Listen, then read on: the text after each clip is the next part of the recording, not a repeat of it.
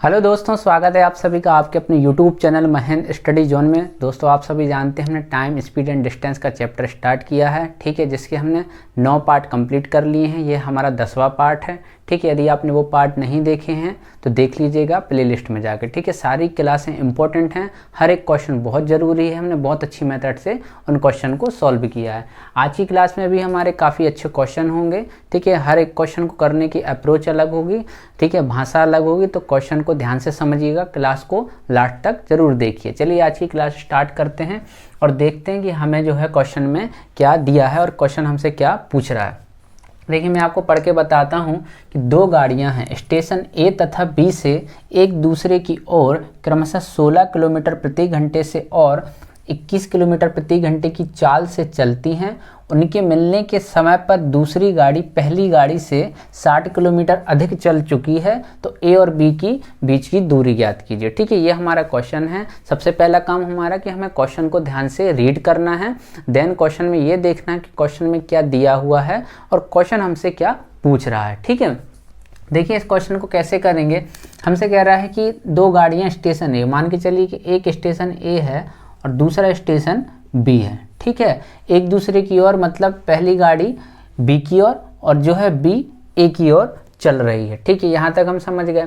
ठीक है, और उनकी जो है क्या दी हुई है, यहाँ पर हमें स्पीड दी हुई है 16 किलोमीटर प्रति घंटा और बी की दी हुई है 21 किलोमीटर प्रति घंटा। ठीक है, यहाँ तक समझ गए कि हमारी जो गाड़ियाँ हैं स्टेशन क्या है, एक दूसरे के विपरीत, मतलब ए से बी की ओर और दूसरी गाड़ी बी से ए की ओर। ठीक है, विपरीत जो है एक दूसरे की तरफ चल रही हैं और दोनों की क्या दी हुई है, क्रमशः स्पीड दी हुई है।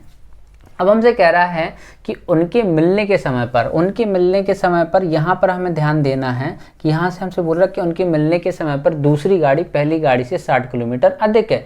ठीक है, ऑब्वियसली मतलब हम यहाँ देख सकते हैं कि बी की स्पीड ज़्यादा है तो ज़्यादा दूरी तय करेगी। ठीक है, लेकिन एक बात कह रहा है कि उनके मिलने के समय पर, मतलब ये है कि जो स्पीड 1 से, मतलब मान के चलिए कि इसकी 16 की स्पीड है पहली गाड़ी की, तो क्या है ये टी समय, मतलब जितने समय में ए गाड़ी जा रही है, पहली गाड़ी जा रही, उतने ही समय बी गाड़ी ले रही। ठीक है, जितना समय जो है मान के चलिए इस पॉइंट पे मिलते हैं। ठीक है, हमारी पहली गाड़ी और दूसरी गाड़ी जो है इस पॉइंट पे मिलते हैं, मतलब ये हो गया कि इसकी स्पीड क्या है h2, मतलब अलग है, 21 है, 21 की स्पीड से और ये 16 की स्पीड से, तो ये भी बराबर समय में और ये भी बराबर समय में, मतलब एक ही समय तो एक ही ले रही हैं दोनों गाड़ियाँ, बट क्या है मिलने के समय पे क्या है कि ये थोड़ी ज़्यादा दूरी तय करेगी और ये चूंकि इसकी स्पीड कम है, हम समझ सकते हैं कि जिसकी स्पीड कम है वो थोड़ा कम दूरी तय करेगी और जो जिसकी स्पीड ज़्यादा है वो थोड़ी ज़्यादा दूरी तय करेगी। ठीक है, ये कॉमन सेंस है, इतना आपको समझ में आना चाहिए। अब हमसे कह रहा है कि टी समय मतलब पहली गाड़ी ने भी उतना ही समय लिया और दूसरी गाड़ी ने भी उतना ही समय लिया। इसका मतलब हम समझ पा रहे हैं कि हमारा यहाँ पर टाइम क्या है, कांस्टेंट है, मतलब समय जो है दोनों का एक बराबर है। ठीक है, समय एक बराबर है। ठीक, तो यहाँ से अगर मैं आपको बोलूँ कि यहाँ से अगर हम एक कॉन्सेप्ट की बात करें कि D = होता है S × T, इतना हम समझते हैं कि दूरी बराबर चाल इंटू समय होता है। मैंने आपको बताया यदि दूरी हमारी क्या हो जाती, कांस्टेंट हो जाती है, तो हमारी स्पीड और टाइम का जो मतलब रिलेशन होता क्या होता है, इन्वर्सली प्रोपोर्शनल, मतलब एक दूसरे के व्युत्क्रमानुपाती। अब मैं यहाँ बात कर रहा हूँ कि समय यहाँ पर निश्चित है। समय क्यों निश्चित है, क्योंकि ये भी टी समय ले रहा है और ये गाड़ी भी टी समय ले रही है। ठीक है, समय यहाँ निश्चित है, तो यदि मैं आपसे कहूँ कि डिस्टेंस और स्पीड का क्या होगा, तो आप कहेंगे सर डिस्टेंस और स्पीड क्या हो जाएंगे, एक दूसरे के समानुपाती हो जाएंगे, एक दूसरे के डायरेक्टली प्रोपोर्शनल हो जाएंगे। क्यों, क्योंकि जो है हमारा यहाँ पर समय निश्चित है। बस ये जो छोटा सा कॉन्सेप्ट है ये हमारे इस क्वेश्चन में काम में आएगा। इस तरीके के जितने भी क्वेश्चन होंगे इसमें समय निश्चित होगा। देखिए कितने आसानी से हम इस क्वेश्चन को कर पाएंगे। हमसे कह रहा है कि हमारी दो गाड़ियाँ, ठीक है, जिनकी स्पीड दी हुई है, क्या दी हुई स्पीड, हम मान लेते हैं कि ए ही हमारी एक रेलगाड़ी है और बी दूसरी रेलगाड़ी है। ठीक है, तो स्पीड हमें क्या दी हुई है, एक की 16 दी हुई है और दूसरे की 21 किलोमीटर दी हुई है। ठीक है, ये क्या है, स्पीड का रेशो दिया हुआ है। ठीक, और हमने यहाँ पर देखा है यदि समय निश्चित है, यदि समय बराबर है, तो डिस्टेंस और स्पीड का रेशो एक ही होता है। इसका मतलब कि अगर यहाँ से डिस्टेंस का रेशो निकालेंगे तो भी क्या आएगा, 16 और 21 ही आएगा। ठीक है, इतना आप समझ गए। यहाँ पर क्या है, स्पीड और डिस्टेंस का रेशो क्या है, डायरेक्टली प्रोपोर्शनल, मतलब एक दूसरे के समानुपाती है, मतलब जितना स्पीड का रेशो उतना ही डिस्टेंस का रेशो। तो कैसे करेंगे, अब देखिए यहाँ पर तो हमें कितना डिस्टेंस का डिफरेंस दिख रहा है दोनों का, ए रेलगाड़ी और बी गाड़ी का जो डिस्टेंस का डिफरेंस है कितना 5 यूनिट है। और क्वेश्चन में देखिए, क्वेश्चन में हमें दिया है कि उनके मिलने के समय पर दूसरी गाड़ी, ठीक है, जिसकी स्पीड ज़्यादा है, पहली गाड़ी से 60 किलोमीटर अधिक चल चुकी है। मतलब कितना दिया है कि दोनों के बीच में 60 किलोमीटर का डिफरेंस है, ठीक। और यहाँ हमें कितना दिख रहा है डिस्टेंस है 5 का, तो यहाँ से हम क्या निकाल लेंगे, 1 यूनिट की वैल्यू निकाल लेंगे, कितनी आ जाएगी 12 किलोमीटर, ठीक है। यहाँ से हमने क्या कर दिया, 1 यूनिट की वैल्यू निकाल ली 12 किलोमीटर। अब बस 12 किलोमीटर आ गया हमारा, तो हमें क्या चाहिए है, ए और बीच की दूरी चाहिए, ए और बी की दूरी चाहिए। तो यहाँ पर हम देखते हैं कि यही हमारा रेशो है, तो कितना टोटल कितना है, तो आप कहेंगे सर 16 और 21, तो हो गया 6 और 1 7, 2 और 1 3, मतलब टोटल 37 यूनिट की वैल्यू चाहिए हमको, कितनी 37 यूनिट की, क्योंकि इन दोनों के बीच की दूरी चाहिए। तो मतलब जितनी दूरी इसने तय की, जितनी दूरी इतनी तय करी, टोटल का हम क्या कर लेंगे, यहाँ पर 12 से इंटू कर देंगे, ठीक है। कितना हो जाएगा 37, तो 37 कितना हो जाएगा हमारी टोटल डिस्टेंस, यहाँ पर आप इंटू कर दीजिए। तो देखिए कैसे करेंगे, 12 3 36, 360, 12 का 7 में 12 5 60, 12 6 32, 12 7 84, ठीक है। 4 8 6 14 और 3 और 1 4, तो कितना आ जाएगा 444 किलोमीटर क्या आ जाएगी, टोटल डिस्टेंस आ जाएगी। ये हमारे क्वेश्चन का आंसर हो गया, ठीक है। बहुत आसान है, ठीक है, कुछ भी नहीं करना है। हम देखते थे कि, और उसके बाद में हम जो है यहाँ पर देखते हैं कि हमारा टाइम निश्चित है, तो डिस्टेंस और स्पीड का रिलेशन निकाल लिया हमने, ठीक। इतना समझ गए आप। तो क्या हो गया यहाँ पर डिस्टेंस हमारा 444 किलोमीटर। कैसे, टोटल डिस्टेंस कितनी 37 यूनिट, 1 यूनिट की वैल्यू 12, तो 12 इंटू 37 444 किलोमीटर। ये हमारा आंसर निकल के आ गया। आप सिंपल मेथड से भी कर सकते हैं, ये बहुत अच्छी मेथड है। अगर आप समझ जाएं कि हाँ हमें किस क्वेश्चन में इस तरीके के क्वेश्चन को किस तरीके से करना है, तो मैं आपको बताऊं ये इससे कम समय, ठीक है, और इससे आसान विधि नहीं होगी। यदि आप सिंपल भी मेथड से करेंगे तो देखिए कैसे करेंगे, मैं आपको बता देता हूं।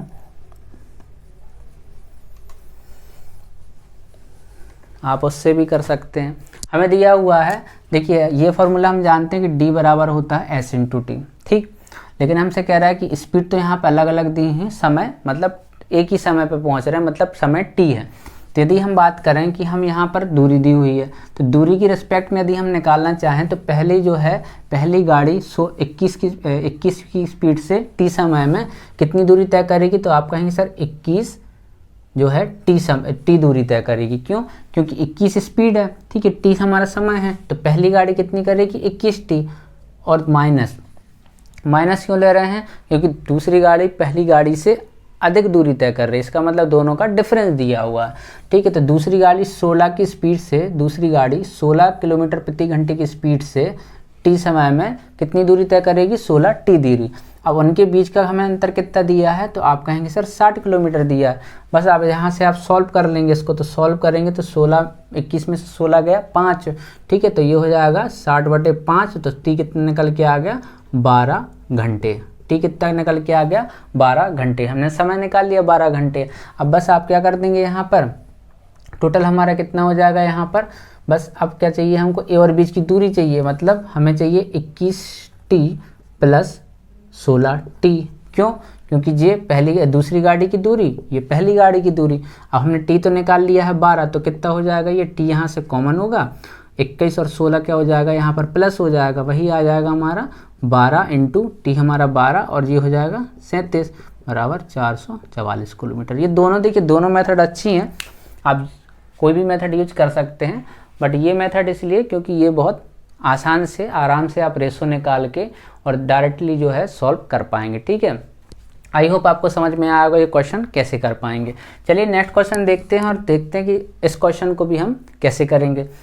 मैं आपको पढ़ के बताता हूं कि एक रेलगाड़ी अपनी स्वयं की चाल की 7/11 चाल से चलकर किसी स्थान पर 22 घंटे में पहुंचती है। यदि गाड़ी अपने स्वयं की चाल से चले तो कितने समय की बचत की जाएगी, ठीक है। क्वेश्चन को ध्यान से रीड किया, क्वेश्चन में देखा कि हमें क्वेश्चन में क्या दिया हुआ है और क्वेश्चन हमसे क्या पूछ रहा है। अब यदि हम बात करें, हम यहाँ पर ध्यान देंगे कि एक रेलगाड़ी है अपनी स्वयं की चाल की, कितनी 11/7। इसका मतलब क्या हुआ 11/7 का कि इसकी जो ओरिजिनल चाल है, ठीक है, इसकी ओरिजिनल चाल मतलब ओरिजिनल स्पीड जो है, ठीक है, इसकी ओरिजिनल स्पीड कितनी 11, लेकिन चल कैसी रही, कितने की स्पीड से रही है, तो ये चल रही है 7 की स्पीड से, ठीक है, ये चल रही है इतनी स्पीड से। इसका मतलब हुआ कि स्वयं की चाल की 7/11 चाल से, मतलब स्वयं की चाल तो 11 है लेकिन चल कितनी चाल से रही है, 7 की चाल से चल रही है, ठीक है। ये क्वेश्चन में हमें यहाँ पर दिया हुआ है, इसको समझना जरूरी है। और कितनी स्थान पर कितना 22 घंटे में, इसका मतलब ये हुआ कि जब ये 7/11 चाल से, मतलब 11 तो इसकी ओरिजिनल चाल है लेकिन चल रही है 7 की चाल से, मतलब 7 की चाल से चल के कितने घंटे में, 22 घंटे में पहुंच रही है। तो यहाँ से हमें क्या निकल के आ जाएगी, आप कहेंगे सर हमें टाइम है दिया हुआ है, ठीक है, और स्पीड दिया हुआ है, हमारे क्या यह फॉर्मूला मतलब दूरी निकल आएगी। तो 22 × 7 से क्या है, दूरी निकल आए, तो कितना हो जाएगा ये 7 दूनी 14 और 1 7 दूनी 14 और 1 15, ठीक है। कितना आ गया यहाँ पर 154 किलोमीटर। ये हमने क्या निकाल ली, डिस्टेंस निकाल ली। अब हमसे कह रहा है यदि गाड़ी अपने स्वयं की चाल से चले, मतलब स्वयं की चाल उसकी क्या थी, 11 थी, यदि वो है 154 किलोमीटर की दूरी जो है क्या करे 11 की स्पीड से तय करें, ठीक है। तो यहाँ पे क्या निकल के आ जाएगा, हमारा टाइम निकल के आ जाएगा। यदि 154 की स्पीड किलोमीटर की दूरी, ठीक है ना, टी बराबर क्या हो जाएगी हमारा दूरी और ये हमारा स्पीड कितनी, इसकी ओरिजिनल स्पीड से चले तो कितना समय लगेगा। तो आप कहेंगे सर 11 एकम 11, ठीक है, बचेगा 4, तो 11 चौके 44, ठीक है, 14 घंटे, कितना 14 घंटे। अब देखिए यहाँ पे 14 घंटे लग रहा है और यदि वो अपने 7 की चाल से चलेगी तो कितना घंटे लगता, 22 घंटे। इसका मतलब हमसे पूछ रहा है कि कितने घंटे की बचत होगी। तो आप कहेंगे सर बचत कितने घंटे की होनी चाहिए, 22 घंटे की जगह 14 घंटे लगते तो 8 घंटे की यहाँ पर बचत होनी चाहिए, 8 घंटे की बचत होनी चाहिए। ये हमारे क्वेश्चन का आंसर हो गया। देखिए कितना आसान था, लेकिन क्या था, समझना बहुत ज़रूरी था कि क्वेश्चन में हमें क्या पूछा गया और क्या दिया है। देखिए भाषा समझना जरूरी कि 7/11 की चाल से, मतलब 11 तो ओरिजिनल है लेकिन चल 7 की चाल से रहा है, ठीक है। तो हमने देखा कि यदि 7 की चाल से चल रहा है तो 22 घंटे लग रहा है। इसका मतलब यहाँ से तो हम दूरी फाइंड कर लेंगे। अब हमसे कह रहे हैं अगर ओरिजिनल चाल से चले, मतलब 11 की चाल से चले तो 14 घंटे, तो 22 और 14 में डिफरेंस कितना, तो 8 घंटे का। इसका मतलब कि 8 घंटे की बचत हो जाती, ठीक है। आसान थे, आई होप समझ में आए होंगे। चलिए नेक्स्ट क्वेश्चन करते हैं, समझते हैं कि उन क्वेश्चन को भी कैसे करेंगे। ये हमारा नेक्स्ट क्वेश्चन है, मैं आपको पढ़ के बता देता हूँ। देखिए 2 व्यक्ति हैं 55 किलोमीटर पृथक 2 स्थानों से एक दूसरे की ओर एक ही समय प्रस्थान करते हैं। एक व्यक्ति की चाल 12 किलोमीटर प्रति घंटा और दूसरे की चाल 10 किलोमीटर प्रति घंटा है। कितने समय बाद वे एक दूसरे से 11 किलोमीटर पृथक रहेंगे, ठीक है। पृथक का मतलब अलग अलग। अब हमसे बोला गया है, देखिए हमने क्वेश्चन को ध्यान से रीड किया, देखा क्वेश्चन में क्या क्या दिया है और हमसे क्वेश्चन में क्या पूछ रहा है, ठीक। तो हमने देखा 2 व्यक्ति हैं, ठीक है, और 2 स्थानों से, मान लीजिए ये 2 स्थान है, ठीक, 2 स्थान है ए और बी मान लीजिए। और हमसे कह रहा है कि एक की तो 12 किलोमीटर है प्रति घंटा चाल और दूसरे की 10 किलोमीटर प्रति घंटा चाल है, ठीक है। एक दूसरे की ओर मतलब इसकी दिशा ये और ये, ठीक है ना, एक दूसरे की ओर है। हमसे कह रहा है कि कितने समय के बाद में, देखिए निकालना क्या है, कितने समय, मतलब यहाँ फाइंड करना है टी, ठीक है। तो हमें मतलब किससे रहेगा, डिस्टेंस से और स्पीड से, ठीक है। डी इक्वल टू होता है एस इंटू टी, तो हमें मतलब किससे है, डिस्टेंस से और स्पीड से, क्योंकि निकालना क्या है, समय। ये हमारा पहला कॉन्सेप्ट यहाँ पर क्लियर। और हमसे कह रहा है कि ये क्या है, एक दूसरे की ओर है, ठीक है। दूसरा हमें मिल गया कि एक की जो पहली स्पीड है दूसरी स्पीड है एक दूसरे की ओर है, ठीक है, अपोजिट डायरेक्शन में, ठीक है। दिया हुआ क्वेश्चन में एक दूसरे की ओर, हमने ये कर लिया। अब हमसे कह रहा है कि बाद में जो है एक दूसरे से 11 किलोमीटर पृथक रहें। 11 किलोमीटर पृथक का मतलब कि उन दोनों के बीच में मात्र जो है 11 किलोमीटर की दूरी रह जाए, ठीक है ना। 11 किलोमीटर ही एक दूसरे से दूरी बना के रखें, ठीक है। इसके लिए क्या है कि हमें दिया तो है कि टोटल दूरी कितनी है इनके बीच की, 55 किलोमीटर, ठीक है, लेकिन हमें क्वेश्चन में ये नहीं बोला है कि ये दूरी तय करने के लिए हमें कितना समय लगेगा। अगर ये बोलता तो हम डायरेक्ट फॉर्मूले में पुट कर देते। क्वेश्चन में थोड़ा भाषा चेंज किया है और बोला है कि एक दूसरे से 11 किलोमीटर पृथक रहें। इसका मतलब कि 44 कितने किलोमीटर जो है यहाँ पर आपसे बोला जाए कि 55 में से क्या 11 माइनस करना पड़ेगा, मतलब 44 किलोमीटर जो है दूरी ये तय करेंगे। यदि 44 दूरी तय कर लेंगे तभी तो जो है बची हुई 11 किलोमीटर उन दोनों के बीच की डिस्टेंस रहेगी, मतलब एक दूसरे से पृथक रहेंगे।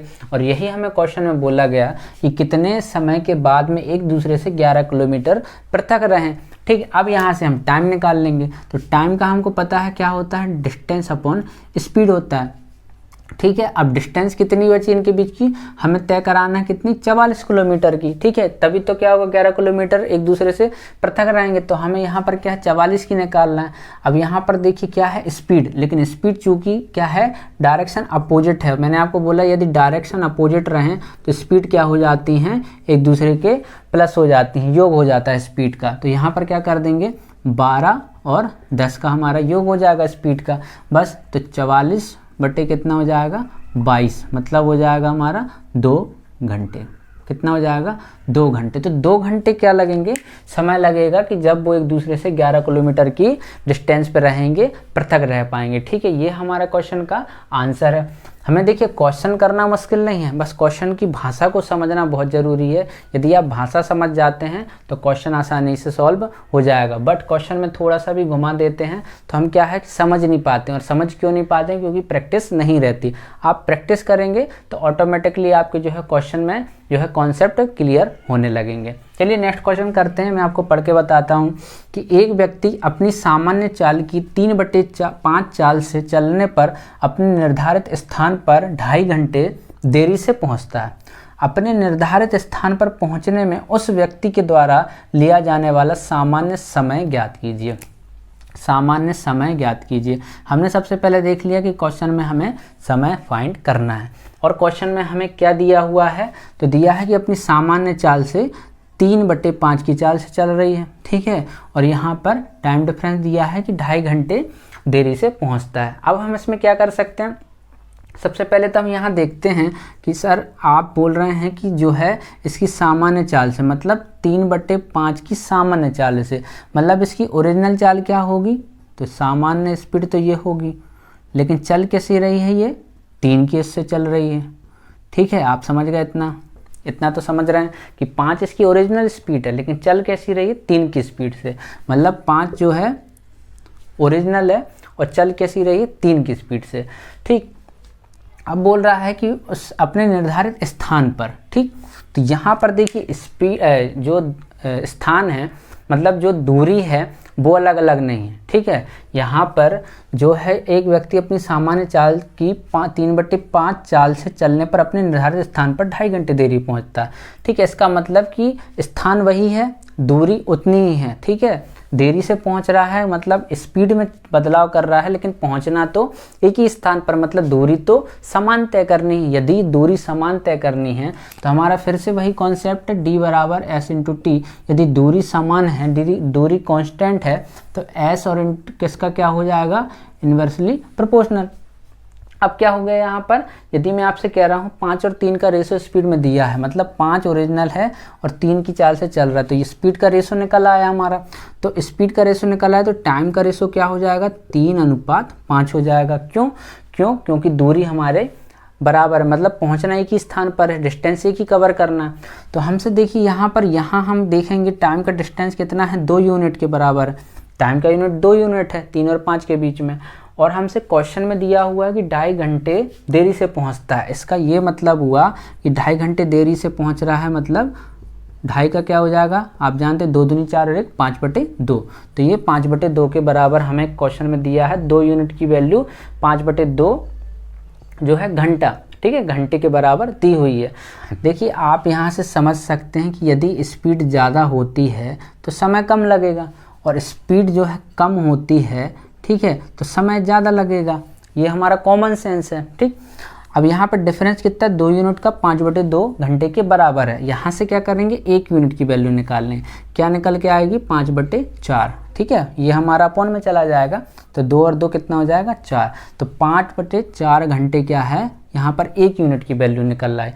हमसे पूछ रहा है कि अपने निर्धारित स्थान पर, मतलब उसी जगह पर पहुँचना है, उस व्यक्ति द्वारा लिया जाने वाला सामान्य समय। और सामान्य समय क्या है, तो आप कहेंगे सर सामान्य समय ये है, ठीक है ना। जब वो लेकिन 3 की चाल से चल रहा है तो समय इतना लग रहा है, लेकिन हमें तो सामान्य समय चलाना है, सामान्य चाल। ठीक है, सामान्य चाल ये सामान्य समय। तो क्या करेंगे, बस टी निकालने के लिए कुछ नहीं, 3 × 5/4 हो जाएगा। 5 × 3 = 15/4, भाग दे दीजिए, 4 × 3 = 12, 12 और 3 = 15। तो 3 सही 3/4 घंटे जो है इसका आंसर हो जाएगा क्वेश्चन का। आसान था, ठीक है। कॉन्सेप्ट याद रखना है, क्वेश्चन की भाषा समझना है, ठीक है। और जैसे ही आप समझ जाएंगे आपका सॉल्यूशन विदिन सेकंड हो जाएगा। और ये कब आएगा, जब आप क्वेश्चन की प्रैक्टिस करेंगे। तो ज़्यादा से ज़्यादा प्रैक्टिस जरूर कीजिए। आज के लिए हम इतना ही रखते हैं। आई होप आपको सारे क्वेश्चन समझ में आए होंगे कि कैसे हम क्वेश्चन को आसानी से कर पाएंगे। यदि आपको वीडियो अच्छी लगती है तो लाइक कीजिए, चैनल को सब्सक्राइब कीजिए, ज़्यादा से ज़्यादा शेयर कीजिए। चलिए मिलते हैं नेक्स्ट क्लास में और अच्छे क्वेश्चन के साथ। तब तक के लिए नमस्कार।